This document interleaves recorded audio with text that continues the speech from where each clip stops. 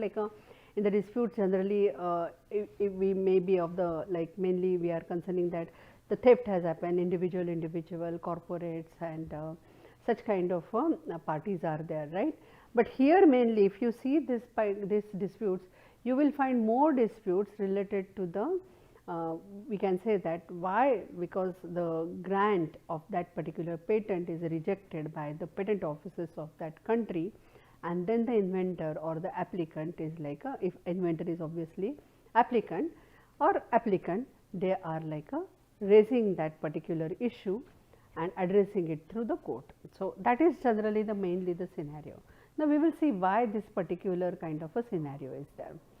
Now, when we are talking about artificial intelligence, now IP we have understood, second week we have completely dedicated to like briefly recap that particular types of IPs. So, we are very well aware about IP, but now we are talking about its connection with